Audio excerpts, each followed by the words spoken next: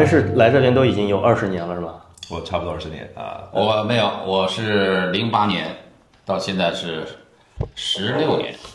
我们那个年代呢，大学毕业之后呢，从事叫行政工作吧，技术型的行政工作。后来随着大溜下海，搞企业、搞实业，后来干来干去的，干到快50岁了，年过半百了，年近半百了，说换个活法，到加拿大到各处走一走看一看。来了加拿大一看还不错，原来了解加拿大，地广人稀，物产丰富啊，这个是7个发达的西方国家，是吧？来看一看，一看还不错，挺好，跟我这个出生地呢接近。我是在东北黑龙江，所以有一种就地缘那种亲切感，气候上，所以就说来看看吧，当时也容易，就是没怎么太纠结费劲儿就来了。在温哥华待了几年之后呢，觉得也没什么事儿可干，后来找点事儿干呢，就到了萨斯喀彻温萨省，萨省是个农业大省，这个我对农业比较感兴趣，说看看做做农民怎么样，就当了个农场主。做了几年农场。我之前听您讲，您也是像我这个岁数，30多岁来的加拿大，是吧？第一次出来是30多岁，对。您之前在国内有过什么工作经验吗？对，其实我算是比较典型的理工男，我是有一个通信学位的，个工程学士的一个学位，然后后来读了一个管理学的硕士。国内呢，主要是从事通信行业方面的，然后现在呢，就是在这边政府机构做一些管理啊，做一些咨询方面的工作啊。OK， 那咱们这个可能都是移民了，不同的年龄阶段来这边。您来这边20多年，您来10多年，我来这边1年多。然后咱们这一期话题的主题呢，就是聊出国。中国人就是出国的挺多的，你去世界各地旅游都能看到中国人，遍地都是中国人。中国人好像是自古以来他就是喜欢往外面去讨生活嘛。然后我们现在要聊的第一个问题就是为什么要出国？那像您这个在国内做着挺好的生意啊，然后就是什么个一个契机让你想到要出国，并且就是为什么要来到加拿大呢？这可能跟个人的性格有关系。我这个人呢不太安分，说快50岁了，换个环境，看看国外生活什么样。因为原来早期呢，由于我的工作性质决定的是，我很年轻的时候就开始经常出国。一般大多数国家都会有个唐人街，对啊。那我觉得这挺有意思哈，我这个到处有唐人街，出了国不管到哪儿去都喜欢到唐人街转一转看一看，感到很亲切。然后看到这个唐人街的华人们过得也挺滋润，也挺快乐啊。我原来以为啊，这个人在国外可能是受压迫、受排挤啊，可能过着水深火热的生活。后来看了一下之后，他们还挺随便，挺开乐，挺快乐啊。我说那我也应该换一种环境来试试看看怎么样。其实就是这么种简单的想法。那您呢？对，我也应该差不多吧。我现在，别人叫我林哥，纯粹是因为不是出于尊重，是年龄哈，你年龄到了。但是当年出国的时候也是小林，也是这种意气风发的时候。其实我个人的可能没有太多的代表性吧。我当时纯粹就是闲，我感觉就是纯粹的追求诗和远方。因为我所在的城市四川成都哈是一个非常悠闲的城市，大家都知道。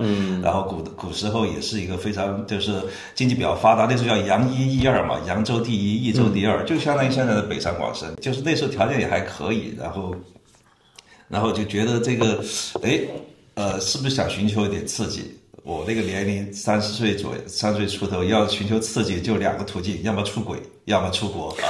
那时候刚结婚，你出轨不太好意思吧？就选择出国。然后我跟我夫人也是，就是这一点上非常一致，我们都是想去看看世界另一边，看看那边的人们在干什么，过着怎样的生活。所以说我们当时有一个很简单的一个5年计划，小有积蓄嘛，就是说可以带几年的生活费过来，就是去看看别人的生活，然后觉得好留下来，觉得不好我们回去。当时是这样很简单的一个想法啊。我当时是作为技术移民过来，但是呢，就那个吕哥刚刚说投资移民，这投资移民是很大的一块儿。如果我要推荐的话，我更推崇高中生过来。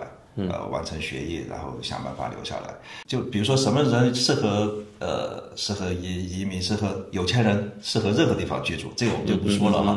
高中生我为什么觉得很适合过来了？因为高中生现在在国内的那个竞争压力，大家肯定是比较清楚，不用多说哈，就是各种学习的压力，然后你可能学习的东西和你付出代价成正比例不好说，拼了命进了大学以后，毕业以后又会面临更加严峻的竞争压力，所以说。这方面呢，在国内就确实压力比较大。我一个朋友的孩子，我当时就劝他，我说你过来读高中啊。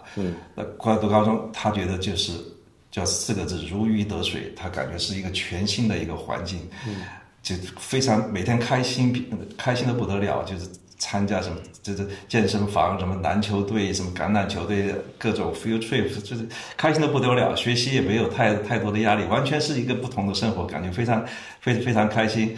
然后呢，我记得他当时还跟我说一个印象很深的事情，就是他最喜欢那个 NBA 的球队啊，有一天可能获得了一个比较好的成绩或者一个历史性的突破吧。第二天早上，数学老师在全班课堂上当着所有的人向他表示恭喜。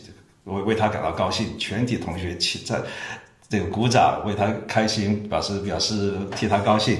他当时感动的不得了，为什么呢？因为可能国内这种就是老师对学生的了解和关心，然后一种全方位的一种认可，可能没有做到这一点，所以他当时就觉得非常感动，非常喜欢这个环境。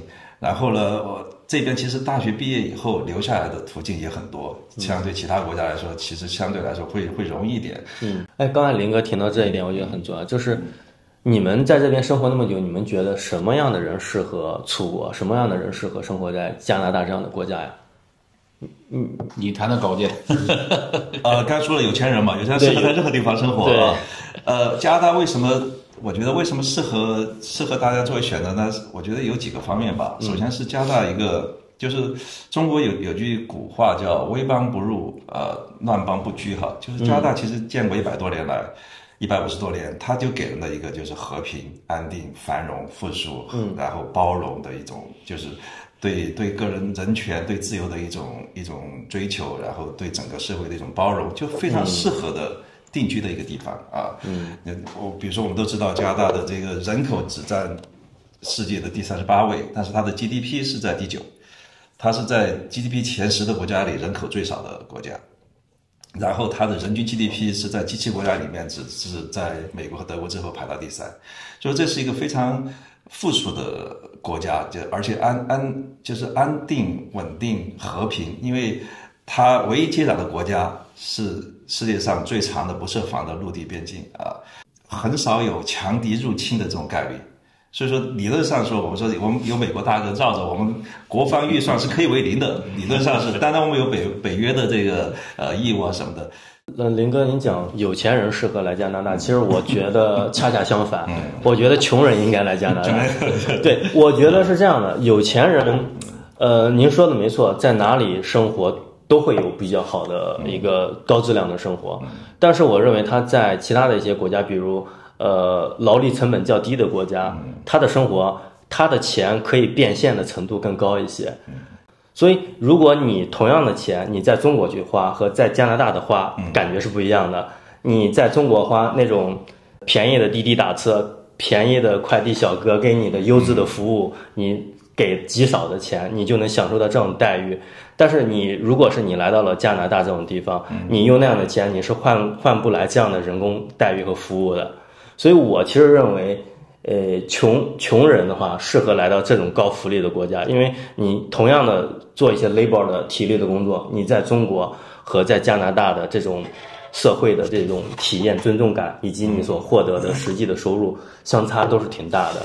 但是如果你是真正的一个富人来这里，其实你好像开什么豪车呀，穿什么名牌啊，并没有人好像非常在乎这些东西。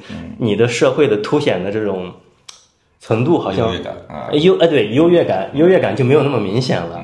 关于是有钱人还是穷人，我觉得刚才这个题目叫什么样的人适宜来加拿大，是吧？对，我觉得首先应该跟穷富没有关系。那么我觉得什么样的人适合呢？我不是说我啊，像我这样人适合，就是说钱不多，但是办点事儿还够，换一种活法。刚才这个小林哥哈，林哥说这个比较浪漫，追求诗和远方。说不是前年是哪年有一个老师那个辞职报告写，就世界那么大，我想去看一看。对。哎，我觉得这个就适合这种人，想出去走一走，看看，换个生活环境。那么细分的话呢，那也不是谁想来就来得了的。我觉得这么几类人呢，哈，就没归纳没整理，信口开河，随便说啊。一个呢是像我刚才讲的，就是说有心、有想法、有那种愿望，想换一种环境，换一种活法啊，这丰富一下人生，拓展一下的这个视野，丰富一下人生的阅历，这种有野心的啊，不安稳的人，这个不能加褒义和贬义啊，他不安于现状。对，人心思变嘛，他老这种变革精神啊，这是一种人。另一种人呢，我觉得是怀才不遇，他自认为有一身的本事，也不差钱儿，不差事儿，什么都有，我怎么就干不明白呢？我在这儿不行，我换个地方。此处不养爷，自有养爷处，是吧？有一些怀才不遇，但还真有真才实学、有一定的经济基础的人，这是我觉得这些人呢是在移民当中占了比较大的份额。那么我觉得还有一种人呢，就是说有这种像刚才讲有文化情节的人，是吧？文化情节呢，就是说西方国家为什么那么发达呀？刚才你讲了些数据哈，这个在 G7里边呢，它有排行第3好怎么样好？我的感觉是这么大国土，这么点人，东西也不多，企业也不太多，他怎么他就那么有钱呢？那既然那么发达，那么国家我到那儿去也去分一杯羹去是吧？我也去那改善一下生活。所以这几种人呢，冲着福利来的是吧？冲福利来的，而这好啊。加拿大确实，咱们得实事求是的讲，确实是孩子和老人的乐园，叫天堂过分点儿。你从生下来开始，国籍就不说了啊，就国家给拿钱牛奶金是吧？一直到你18岁，然后上学呢，你18岁你还可以买教育基金啊。我女儿上学，反正我深刻的感觉到，留学生来了花那么多钱，本地的学生有教育基金，然后呢再申请一点助学贷款，再点奖学金，家长几乎不拿什么钱。第二来讲呢，任何人有病跟钱没关系，你不用考虑钱的事儿。再一个来讲就是老人，你看现在我就是老人了啊，到65岁呢，你待在这儿已经有永久居民，有资历满10年。他给你，我不太懂啊，这个金那个金那个金，稀里哗啦花了一大堆，反正让你能踏踏实实，你什么也不干，能过日子。至于有些人说老年人流落街头，那是这种生活追求，我是这么认为，他是生活追求。所以这个政府福利保障体系来讲，是完全能够满足你的生活。当然有很多门槛了，那你没规矩没方圆嘛，是吧？你得守着规矩。所以从这条来讲，那这个孩子从出生到大学毕业的教育。然后呢，这整个从生到死，生老病死，再加上这个老年人的这个生存保障，不仅仅老年人，其他的像就业，如果没工作了，还给点安逸哈，但是有很多限制，我不太懂了哈。就是这个社会保障体系，这个我认为是非常明显的，这也可能是一部分人追求想要移民来的一个重要的理由。对，我觉得吕哥这个，我觉得我蛮同意这一点的，就是尤其是说到比如说。已经实现财富自由的、坐拥成就的那些所谓的养老人，是不是老人哈？其实因为国内现在30多岁、40多岁财务自由的人多得很，在国内都不算奇迹。但是呢，他们可能会追求一种比较平静的、比较充实的一种生活哈。比如到这边来，因为刚才你提到了，社会保障体系很完善，医疗制度也比较健全，然后还有社会稳定啊各方面的一些保证，对他们来说，是一个追求平静生活的一个很好的一个目的地。另一点呢，稍微有点不同看法的，就是想追求事业或者想追求发展的人不一定适合，因为我就想做一个文化上的比较，就是美国和加拿大的这种比较，他们在移民观念上是有一些不一样的。美国的他的那个移民观念，他是希望所有的人有才华的人都来，希望你们接受美国文化，接受美国的价值观，然后变成美国人，我们共同实现美国梦想。这是对美国的一个基本的移民观念。加拿大呢，它在文化上它更包容一些，它是说我们欢迎你们都来，我们希望你们保留你们的文化，保留你们的传统，保留你们的风俗、宗教这些东西。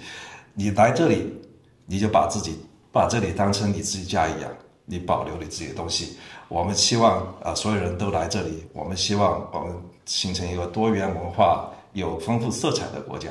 所以这两点是不太一样的，就是说我觉得呢，就是如果是追求奋斗、想实现梦想、想实现不管职业梦想也好，不管是什么梦想也好，美国是一个非常值得冒险的地方。加拿大呢可能会不管是从经济体量、从人口数量这个决定了它的这个变数没有这么多，你可能会追求平稳、追求安静的生活的人可能更适合一点。这是我觉得两个不同的地方，就移民观念上的不同。对对对，我也很赞同您这一点。就是如果真的是想发财，我认为去那种经济体量市场比较广阔的地方啊，美国要么就在中国，像这种新兴市场刚发展的时候，并且在很多的社会规范甚至法律制度并不完善的时候，有很多灰色地带，你可以赚取大量的钱。就比如咱们改革开放初期，我发现很多人吐槽加拿大就是关注自然条件什么的比较多，但是你们刚才讲的所有点中都没有谈到自然环境的问题。所以我也发现一个问题，就是真正的想移民的人，他并不是非常关心自然条件，好像只有在原始社会的部落迁徙的时候才会逐水草而居，去考虑自然环境是最重要的因素。但是在现代文明社会，很多的人选择自己生活的国家或者地方，更多的是追求一个社会的稳定，一个归属感，或者是说一个其他精神上的一个层面的一个追求，而不只是这个天天有阳光啊，然后夏季比较长啊，是不是？你们的感觉是不是这样？就是说看你的着眼点在哪儿。如果你很在乎气候的话，但是加拿大不但不是最好，连好都谈不上。对就一个温哥华凑凑合合算好，这2年也不行了。但是在你这个移民的追求当中，如果说你喜欢什么阳光海岸，你看大把的地方啊，中国也好，是外国也好啊，但加拿大不好。但是像刚才林先生讲的，你要追求这个安逸的生活，然后呢，寻求这个生活上的这种保障体系，是吧？那加拿大我觉得还是可以说是首选。那从我角度来讲呢，就是说为什么我刚才说到这儿来，我并不是说创业，其实这个地方就是提供了一个非常自由的这么一个广阔空间，你爱干啥干啥。但是有一种人不合适，我接触当中啊，有那么几个人在国内是某医院的一把刀，什么哪个南京什么大学的博士教授，这个到这儿全灭火了。对，灭火原因很多啊，这就不赘述了。心理落差是吧？心理落差是一方面，就是这边的专业的门槛要求很高啊，这些东西。那刚才林哥他说有这么一条，就是说这个地方给你提供不是让你成名成家成富翁的地方，是吧？让你呢一种归属感呐，你怎么样？这个在实际接触当中，我认识一个人，就是博士后，找他的专业工作，找了3年没找着，为什么呢？门槛啊，等等一系列的问题，可能就这样那样的问题，就是没找到他本专业工作。后来没办法，他总得生存啊，就干 labor 工去了，对吧？给人搬个家，这个什么都干，他总得维持生活。干着5年6年，我再见他，我找不着专业了，不找了。为什么？又费劲，工资又低，又累脑袋。专业学了这么多年，自己过了也就得了。现在我这活挺好，自己哥仨成立一个搬家公司，很出名，全加拿大跑。现在什么车房子钱什么都有了，每天开个细的钓鱼啊，什么约我东钓，知道东钓去到你那儿去。就说这个人的一生啊，追求创业、追求成名、成功、成名成家的，往往呢，它是一个阶段。那么更多的还是追求一种稳定的、踏实的、自由的、自由自在的生活。那么这个加拿大，我觉得是最合适的。我发现您提到这一点非常重要，就是很多来到这里的，他在国内已经有了不错的收入，甚至还在我们看来，不知道说对不对，不错的社会地位，就是已经有良好的生活了，然后他过来了，其实会有很多落差。就是你在这边，你可能得不到国内的那个收入啊，或者社会认可度啊，那种荣誉感都没有了。有很多人说待了一段时间啊，觉得加拿大不行，回去了，因为他接受不了这种落差。所以我就刚才讲了一点，为什么这边适合穷人？我说的意义上的穷人，就是说你的收入可能没有那么可观的那一类人，就比如说国内你干快递的呀，或者说干搬家的呀，干这种工作的人，你过来之后，你会感觉自己的经济上啊，或者是社会认可度都是得到了一个很明显的提升。但是问题在于这一类人他反而不愿意出国，因为他们接受的信息其实跟我们所接受的信息有点我不是说有差别，就是可能渠道不太一样。他们反而认为这边可能是水深火热呀，或者是非常动乱啊。所以现在我想说的就是一个问题，就是适合来这边的人反而并不认为这边好，就是那些真正来到这边的人，对于他们来说反而会有很大的落差。就像您说的，就是那种中不溜的，就是就是也不是说非常有钱，但是也有一点点小钱，也不是说有多大的见识，但有一点点小的见识，这种来这里是最合适的，是吧？这个想当年在深圳呢，有人问我说什么样人适合到深圳来？因为我是在深圳待了很久，我觉得在加拿大跟深圳有个类似的地方，就是说在内地啊，觉得自己的身本事，但是怀才不遇，这样人跑深圳去了。要不就自己确实有能力，到那儿去淘金也好，冒险也好，是吧？那么又说回到你刚才说这种落差，其实我觉得根本问题是在他的思想意识的问题，因为在中国呢，接受中国的文化、中国的社会风气、中国的习惯，那么到了加拿大之后，他还想继续延续过去那些思维啊、意识啊和做法，这个是格格不入的。所以我觉得有落差的人呢，都是他没有做好充分的思想准备。国内咱们讲啊，出人头地啊，光宗耀祖啊，宁做鸡头不做凤尾啊，这些思想，在这边呢就没有这个东西。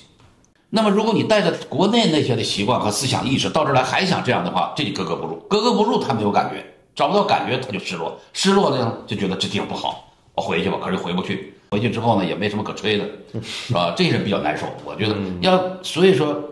思想意识必须先改变。要我刚才讲说为什么来移民呢？我就想换个环境，换个活法。本身我就有更换、替换的想法，过去的东西放下，重来过一遍。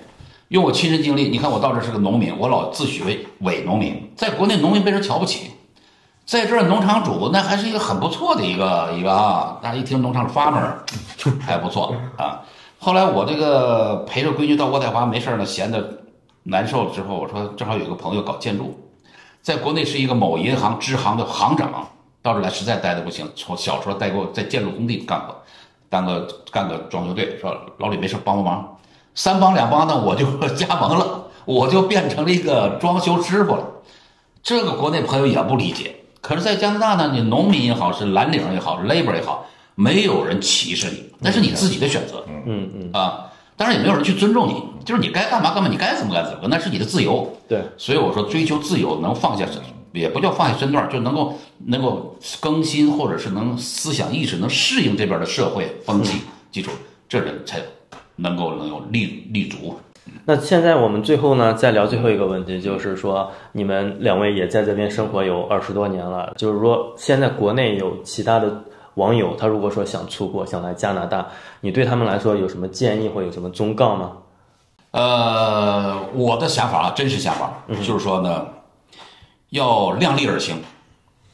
要量几个力呢？不是你有钱没钱，也不是你有什么博士后什么哪技术发明创造都没有，就是说你要有没有这个，能不能做好换一种环境，彻底改变文化氛围、社会基础、法律体系、道德体系，包括方方面面的都是完全不同的这么一个环境，你有没有把握，有没有自信能够完全适应？有一句老话叫适者生存，你适应你才能活。首先要评估这个东西。那时候我在家不行不熟，那怎么办？就是说你不能老这个排斥这个有一些这个顾问公司啊、咨询公司，你应该去多跟顾问公司、咨询公司了解，然后自己在网上也好，是通过方方面面了解情况。有些东西适合自己，有些东西不适合自己。你只有适合自己，这才叫你才开了一道门，你在琢磨这个事儿。那么究竟说什么人来，什么人不合，刚才咱们讲了，每个人情况不一样，这就是众口难调了，萝卜白菜各有所爱，是吧？但是我觉得现在如果有条件能来的呢，愿意来的，那就来呗，是吧？加拿大，我想尽管它移民政策不管怎么调，最近肯定收紧，一会儿放松一会儿收紧的，这个它收放的，但是总体来讲，它要增加人口，扩大人口规模，是吧？这个是个不变的铁律。他任何时候都是欢迎移民，就是看你什么样，你是什么样的人，你是怎么来。我觉得问题是谁来怎么来的问题。OK， 那林哥您有什么建议吗？从历史上来看哈，其实就是华人哈，他有一个安土重迁的一个传统，他其实就是因为受到土地的羁绊吧，他本质上不是一个希望向外去向往远方冒险的这样一个民族，现在是一个全球化的，是一个像一个村一样的地球，你为什么还守到一个地方？你应该去看看其他的国家，看看其他的生活方式，不管是追求自由也好，追求财富也好，都应该去看看。你有这个机会，而且这些都是一种，不管成功还是失败，都是一种财富。在我看来，尤其是年轻人。对，我很赞同您的这个想法。我感觉我的这个价值观就是体验生活，就去尝试一下，去自己没有去过的地方，体验自己没有体验过的生活。我也不确定我就喜欢加拿大，我毕竟刚来1年多嘛。但是我认为我并不后悔我过来加拿大。这边无论是遇到您两位，还是遇到其他的人，还是我跟加拿大当地人接触，甚至跟其他国家的人来接触，我认为对我来说都是新奇的体验。即使是我之后我觉得我讨厌加拿大，我回到中国，这一段经历对我来说也是一个非常宝贵的经历。所以我很赞同您的观点，趁着年轻出来看一看。今天很感谢两位，今天我们就聊到这里，谢谢，好，再见。